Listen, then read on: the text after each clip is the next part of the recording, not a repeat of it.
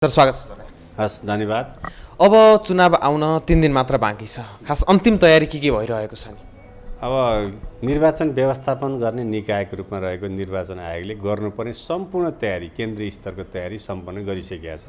लगभग 3-4 दिन अगाडि नै हामीले अन्तिम तयारीको रूपमा रहेको मतपत्र छपाईको काम पनि सकेर सबै जिल्लामा पुर्याइसकेर र जिल्लाले पनि अब मतदान केन्द्रगत एउटा मतदान केन्द्रमा कति चाहिन्छ मतपत्र त्यसमा केही थपेर, जस्तै अब 705 एउटा मतदान केन्द्रमा चाहिँदैछ भने 750 अथवा 800 मतपत्रको दरले चाहिँ यसरी पठाएर अनि त्यो चाहिँ मतपत्र ती प्याकेटहरू चाहिँ मतदान अधिकारीलाई बुझाउने, नियुक्ति पत्र साथ त्यो बुझाउने अनि उहाँहरूलाई तालिम दिने काम चाहिँ निर्वाचन अधिकृत कार्यालयबाट भएको छ भने अनि उहाँहरू तालिम लिइसकेपछि आफ्नो मतदान केन्द्रको लागि चाहिने विभिन्न प्रकारका सामग्री हुन्छन्, निर्वाचन सामग्री हुन्छन्, जुन 58 प्रकारका हुन्छन्। त्यो 58 प्रकारका सामग्री बुझ्ने काम हाम्रो निर्वाचन कार्यालयबाट हुन्छ र त्यसपछि त्यो सामग्री लिएर मतदान अधिकृत, सहायक मतदान अधिकृत लगायतको टोली जहाँ अब सुरक्षाकर्मी पनि हुन सक्नुहुन्छ, उहाँहरू चाहिँ 27 गते बेलुकासम्म सबै मतदान केन्द्र अर्थात् देशभरका 21,955 वटा केन्द्रमा पुग्नुहुन्छ। आज सम्भवतः सबै उहाँहरू यो मतदान केन्द्र जाने मार्गमा हुनुहुन्छ र बेलुकासम्म पुग्नुहुन्छ। त्यसपछि अब भोलि र पर्सि चाहिँ उहाँहरूले त्यहाँ चाहिँ नयाँ मतदाताहरूको लागि परिचय पत्र वितरण गर्ने र यदि कोही मतदान गर्ने तरिकाबारे अनभिज्ञ हुनुहुन्छ, अलमलिनु भएको छ भने उहाँहरूलाई मतदान गर्ने तरिका पनि त्यही मतदान अधिकृतको टोलीले सिकाउनेछ र साथसाथै मतदान अधिकृतले 28 गते सर्वपक्षीय सर्वदलीय बैठक गर्नुहुन्छ, जसको उद्देश्य भनेको 30 गतेको निर्वाचनलाई शान्तिपूर्ण तरिकाले एकदम सहज तरिकाले सम्पन्न गर्ने एउटा वातावरण निर्माण गर्नु हो। साथसाथै हामीलाई 30 गतेलाई पोलिङ एजेन्ट अथवा मतदान प्रतिनिधिको नाम पनि चाहिन्छ। उहाँहरूको नाम माग्ने ताकि उहाँहरूले विभिन्न मुचुल्कारमा सही गर्नुपर्छ, त्यो काम चाहिँ हुन्छ भने अब 29 गते दोस्रो दिने चाहिँ मतदान केन्द्रको निर्माण गर्ने, मतदान केन्द्रमा खटिने जनशक्तिलाई ओरिएन्टेसन गर्ने अथवा अभिमुखीकरण गर्ने र जिम्मेवारी तोक्ने कामहरू गरेर 30 गतेको लागि एउटा सहज वातावरण बनाउने र एउटा निश्चित प्रवाहबाट मतदान चाहिँ ठिक समयमा सुरु गरेर ठिक समयमा सक्ने तरिकाले अनि चाहिँ कामको पूर्व तयारी गर्ने काम चाहिँ हाम्रो 28 र 29 हुन्छ। साथसाथै आयोगले चाहिँ आचार संहितालाई कडाइका साथ पालना गर्ने कुराहरूमा पनि त्यत्तिकै लागेको छ। विभिन्न तहगत संयन्त्र छन्, केन्द्रीय अनुगमन समितिले त्यो आफ्नो जिम्मेवारी अनुसार काम गरेको छ भने अब मुख्य निर्वाचन अधिकृतको संयोजकतामा रहेको जिल्लास्तरीय अनुगमन समितिले पनि जिल्लाभित्रका चाहिँ आचार संहिता उल्लङ्घनका कुराहरूलाई हेर्ने, आचार संहितालाई पूर्ण पालना गर्नलाई कडाइ गर्नेदेखि लिएर हाम्रो स्थानीय तहका निर्वाचन अधिकृतको कार्यालयले पनि स्थानीय तवरबाट चाहिँ आचार संहिता अनुगमन गर्ने काम भइरहेको छ र साथसाथै आयोगले केही छानिएका जिल्लाहरूको निर्वाचन व्यवस्थापन तथा आचार संहिता पालनाका विषयको अनुगमन गर्नको लागि चाहिँ उहाँहरूले पनि हाम्रो नेपाल सरकारका सचिव सहसचिवको टोली चाहिँ खटिसक्नुभएको छ, उहाँहरूले पनि त्यो काम गर्नुभएको छ। त्यस्तै 30 गते अत्यावश्यक सेवा लगायत केही सवारी पासको लागि चाहिँ आयोगले त्यो वितरण काम पनि गरिराखेको छ। त्यतापट्टि फेरि आउँला सर।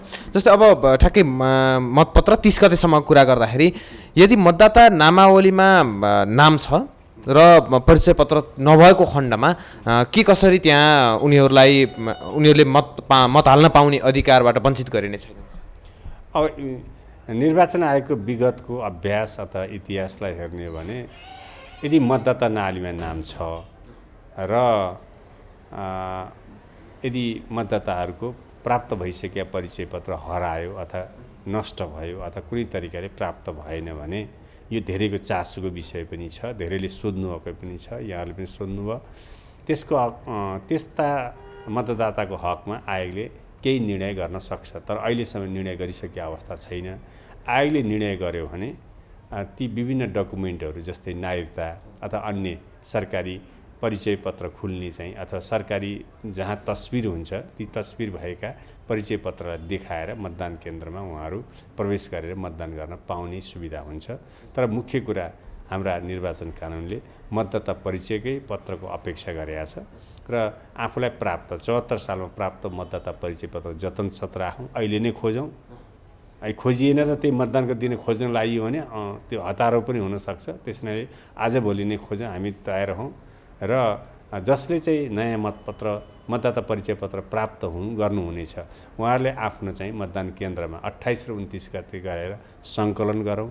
जसले हराएर निवेदन दिनुभएको थियो पहिले नै वडाको सिफारिसमा हाम्रो निर्वाचन कार्यालय मार्फत नै निवेदन दिनुभएको थियो, उहाँहरूको परिचय पत्र पनि सम्बन्धित मतदान केन्द्रमा आइपुग्छ। उहाँहरूले पनि त्यो सङ्कलन गर्नको लागि चाहिँ म अनुरोध गर्दछु। अब आज रातिदेखि मध्यरातदेखि मौन अवधि पनि सुरु हुँदैछ। यो अब यस पछाडिपट्टि दलहरूले, आम सर्वसाधारण मतदाताहरूले, उम्मेदवारहरूले के गर्न हुन्छ के गर्न हुँदैन यसमा प्रश्न पार्नु। अब यहाँले सोध्नु मौन अवधि र हाम्रो निर्वाचन कानुनमा पनि मौन अवधि भनेको छ, आचार संहितामा पनि मौन अवधि। शब्दले नै धेरै कुरा स्पष्ट, मौन साइलेन्स बस्नुपर्ने भन्छ। अब आजसम्म एकदमै ठुला आमसभाबाट मत माग्ने, घर दैलोबाट मत माग्ने, विभिन्न सञ्चार माध्यमबाट मत माग्ने, विभिन्न सोसल मिडियाको प्लेटफर्मबाट मत माग्ने कुराहरू हुन्छ। कोही आफ्ना प्रतिनिधि मार्फतबाट पनि मत माग्ने काम भइरहेको छ। अब आजसम्म हो मत माग्ने दिन। अब भोलिबाट चुप लाग्ने हो। भोलिबाट चुप लाग्नेको अर्थ सञ्चार माध्यमबाट पनि चुप लाग्न पर्यो, आमसभाबाट पनि चुप लाग्नु पर्यो, कहीँ घर दैलो गर्न पनि पाइएन, कहीँ सानातिना मिटिङ गर्नु भएन, कसैलाई यसो प्रभाव पार्ने तरिकाले हिँडडुल गर्न पनि भएन। त्यो भनेको आचार संहिताको विरुद्धमा हुन्छ, खिलाफमा हुन्छ। त्यसैले मौन अवधिलाई व्यवस्थित गर्नको लागि हाम्रो आचार संहिताले निश्चित क्राइटेरिया तोकिया छ। जुन कुरा अहिले मैले भने कि कुनै पनि सञ्चार माध्यमबाट मतहरू माग्ने काम गर्नुहुन्न, अथवा मत कसैको बिगार्छु भनेर त्यो कुनियत राखेर त्यस्ता खालका प्रभाव पनि गर्नु भएन। त्यस्तै गरी सञ्चार माध्यमले पनि मत सर्वेक्षण गर्न पनि भएन, गराउनु पनि भएन, र यदि गरिसकिएको कुनै अवस्थामा गरेको थियो भने त्यसलाई प्रकाशन गर्न पनि पाइँदैन। सञ्चार माध्यम कुरा भयो हैन।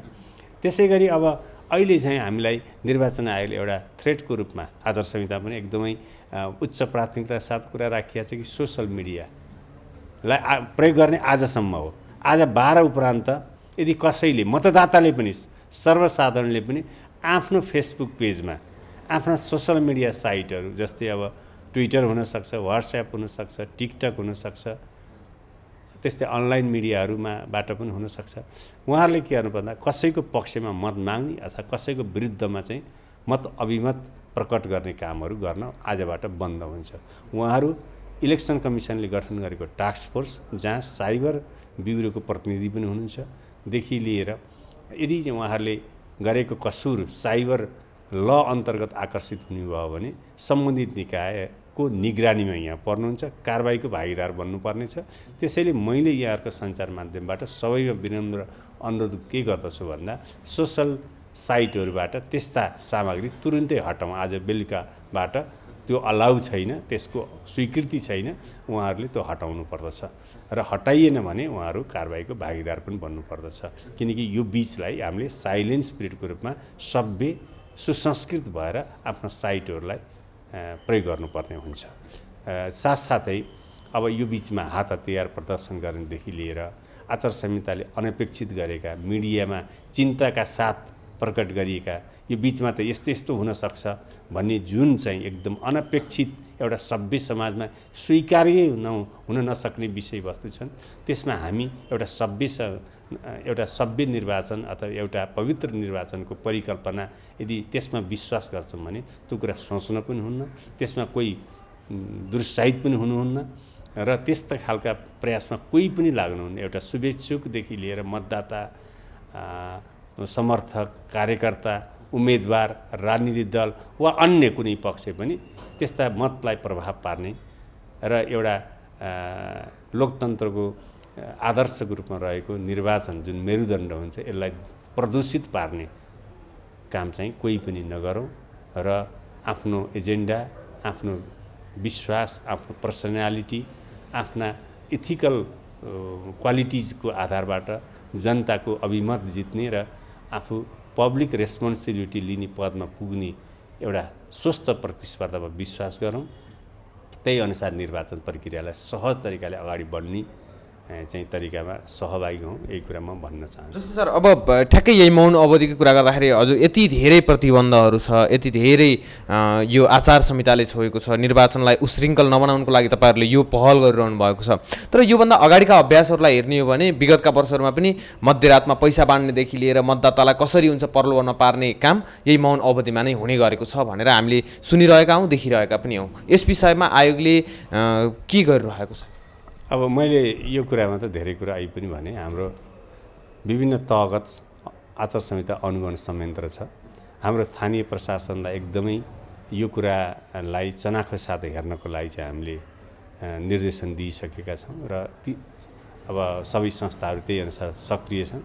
हाम्रो आयोगको जोइन्ट इलेक्सन अपरेसन सेन्टर 4वटै सुरक्षा निकायका उच्च पदस्थ अधिकारीहरू त्यहाँ कार्यरत हुनुहुन्छ। उहाँहरू विभिन्न स्रोत र सूत्रबाट ती समाचारहरू सङ्कलन गरिराख्नु भएको छ र कहीँ त्यस्ता अनपेक्षित घटनाहरू घट्न लाग्यो तत्काल एक्सनमा जानको लागि चाहिँ स्थानीय प्रशासनलाई मोबिलाइज गर्न सक्ने, मोबाइल टोली परिचालन हुन सक्ने, स्ट्राइकिङ फोर्सले त्यहाँ एक्सन लिन सक्ने त्यो व्यवस्था भएको हुनाले ती कुराहरू पक्कै पनि कम र हामीले त्यस्ता अनपेक्षित घटनाहरू हुँदैनन् भन्ने कुरा हामी अपेक्षा गरेका छौँ। र यदि कसैले त्यस्तो खालको गर्ने दुस्साहस गरिन्छ भने उहाँहरू कारबाहीको भागीदार हुनुपर्छ। कस्तोसम्म कारबाही हुन सक्छ नि?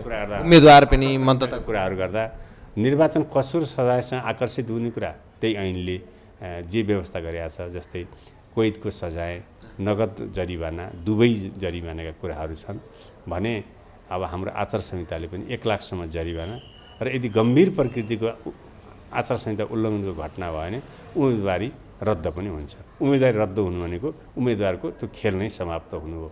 त्योसम्म आयोग जान सक्छ। सर अब सुरक्षाको विषय, अब यो यति बेलासम्मको माहौल अहिलेसम्म शान्तिपूर्ण छ, जताततै खास त्यस्तो नराम्रो खबरहरू केही सुनिएको छैन। तर हामीले निर्वाचन भनिसकेपछि बुथ कब्जादेखि लिएर धेरै कुराहरू निर्वाचनमा हामीले भोगिरहेका छौँ। यो अवस्थालाई नियन्त्रण गर्नको लागि, न्यूनीकरण गर्नको लागि के गरिरहनु भएको छ अथवा केही नयाँ प्लान छ कि तपाईँहरूको?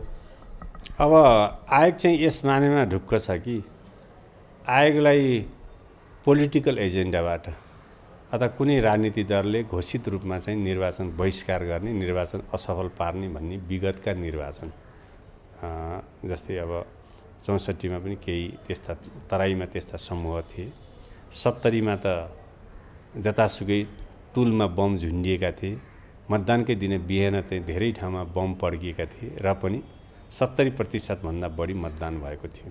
70 मात्र होइन, 75% भन्दा बढी मतदान भएको थियो। त्यो लोकतन्त्रप्रति आम नागरिकको, आम मतदाताको ठुलो कमिटमेन्ट थियो। त्यसै कि 74 सालमा असार 14 गते हाम्रो दोस्रो चरणको स्थानीय तहको निर्वाचन थियो। धेरै ठाउँमा बाढीहरू आएका थिए। एकदमै बाढीले एकदम नदीको सतह बढेको चाहिँ नदीहरू बोकेर मतदाताहरू पनि उत्सुकता साथ मतदान केन्द्रमा पुगेर मतदान गरेको थियो। कतिपय रुच्दै मतदान केन्द्रको लाइनमा बसेको थियो। त्यति हुँदा पनि हाम्रो मतदान प्रतिशत चाहिँ 70-72% भन्दा बढी थियो भने अहिले चाहिँ त्यो पोलिटिकल एजेन्डा सबैको निर्वाचनमा भाग लिने छ। त्यसैले पोलिटिकल्ली चाहिँ आयोगलाई त्यो थ्रेट महसुस छैन र रहेको कुरा चाहिँ यो शान्ति सुरक्षामा यही कन्टेस्टेन्ट पोलिटिकल पार्टिजहरूको तर्फबाट अलिकति बढी केही डिस्टर्बेन्स हुन्छ कि पोलिटिकल एक्टिभिस्टहरूबाट भन्ने कुरामा चाहिँ कहीँ त्यस्ता छनकहरू देखिएका छन्। तर त्यसको लागि चाहिँ सुरक्षा निकाय एकदमै चनाखो भएर त्यही खालको रणनीतिक प्लानिङ गरेको पनि छ। उसँग reserve force, striking force, mobile force र पर्याप्त मात्रामा सुरक्षाहरू सञ्चालन गर्नको लागि 4वटै निकायले समन्वयात्मक प्रयास गरेका कुरा आयोगलाई प्राप्त भएको छ। आयोग यस अर्थमा ढुक्क छ र आयोगले आफ्नो संयन्त्र निर्वाचन सुरक्षा व्यवस्थापन निकाय निर्देशिकाले व्यवस्था गरे अनुसार अब 4वटै निकायका उच्च पदस्थ अधिकारीहरू हाम्रो आयोगमै अहोरात्र खट्नुभएको छ। उहाँहरूले विभिन्न सूत्र सन्देश जुन प्राप्त गर्नको छ त्यो हिसाबले पनि त्यस्ता खालका यो सुरक्षा सम्बन्धी जटिलताहरूको बारेमा त्यस्तो गम्भीर कुराहरू प्राप्त भएका छैनन्। त्यसैले सहज तरिकाले, भयरहित तरिकाले, स्वाभाविक गतिमा चाहिँ 30 गते मतदान प्रारम्भ हुनेछ र कहीँ त्यस्ता छिटपुट घटनाहरू हुन सक्ने सम्भाव्यता भयो भने त्यहाँ मोबाइल टोली तुरुन्त परिचालन गर्ने र स्थितिलाई नियन्त्रण लिने प्रयास हुनेछ र त्यसै गरी मतदान कार्य समाप्त भइसकेपछि समयमै मतपेटिकाहरू ढुवानी गर्नको लागि आयोगले त्यही अनुसारको तारतम्य मिलाइसकेका छ र विशेष त प्रमुख जिल्ला अधिकारीको समन्वयमा चाहिँ हाम्रा सुरक्षा निकायहरूले आवश्यक कर्मचारी सङ्ख्याका सहित चाहिँ मतपेटिकाहरू सुरक्षित साथ सबै निर्वाचन अधिकृतको कार्यालयमा जम्मा हुनेछन् र मतपेटिकाहरू प्राप्त भइसकेपछि अनि मतगणना त्यहाँ सर्वदलीय बैठकको निर्णय बमोजिम तोकिएको समय मिति र स्थानमा चाहिँ मतगणना तुरुन्त प्रारम्भ हुनेछ र अहिले सकेसम्म चाँडै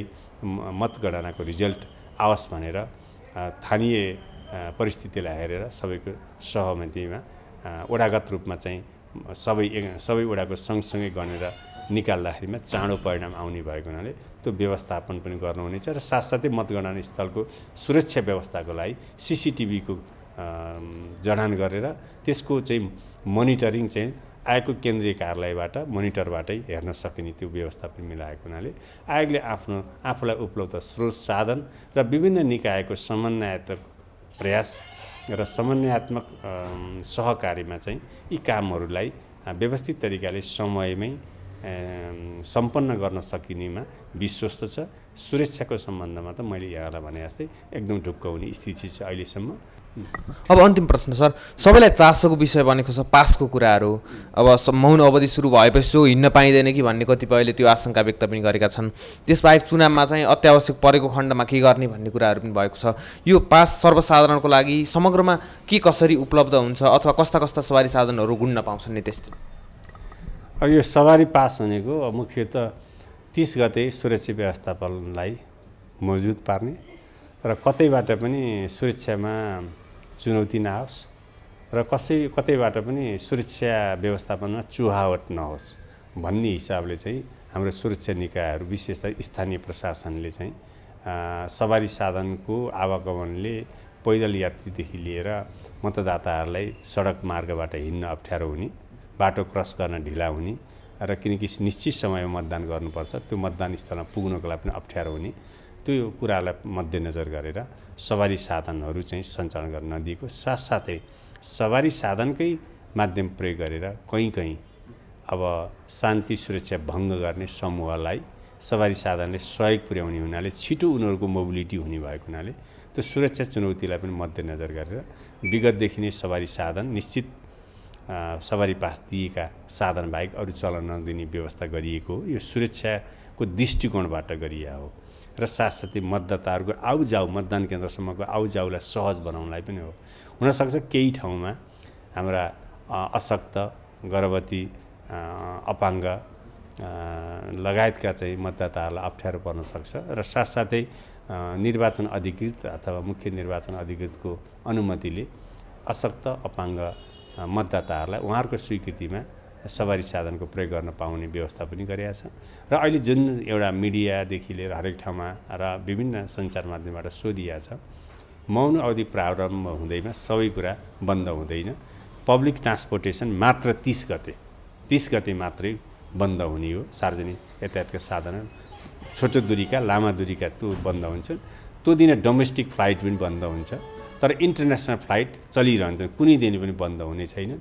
त्यस्तै गरी यो बिजनेसलाई ह्याम्पर गर्ने तरिकाले हामीले निश्चित कोटामा चाहिँ टुरिज्मका भेहिकलहरू अथवा पर्यटनका गाडीहरू पनि चल्दछन्, होटल व्यवसाय पनि सञ्चालन गर्नु पर्यो, हस्पिटल चलाउनु पर्यो, दुध खानै पर्यो हैन, त्यस्तै पानीका, दमकलका यस्ता जुन चाहिँ एकदम अत्यावश्यक सेवाहरू छन् तिनीहरूको लागि चाहिँ त्यस्तो जरुरत नै पर्दैन, कार्य प्रकृति अनुसार जरुरत पर्दैन। तर कोही इमर्जेन्सी जस्तै एयरपोर्ट पुग्नु पर्यो अथवा तुरुन्तै बिरामी भएर भेहिकलको प्रयोग गर्नु पर्यो भने त्यो तुरुन्तै नजिकको चाहिँ सुरक्षा निकायसँग सम्पर्क गरेर त्यो सहजीकरण गर्ने नागरिकलाई सेवामा सहजीकरण गर्ने कुरामा त सुरक्षा निकायले समन्वयात्मक प्रयास गर्छ नै। Thank you sir.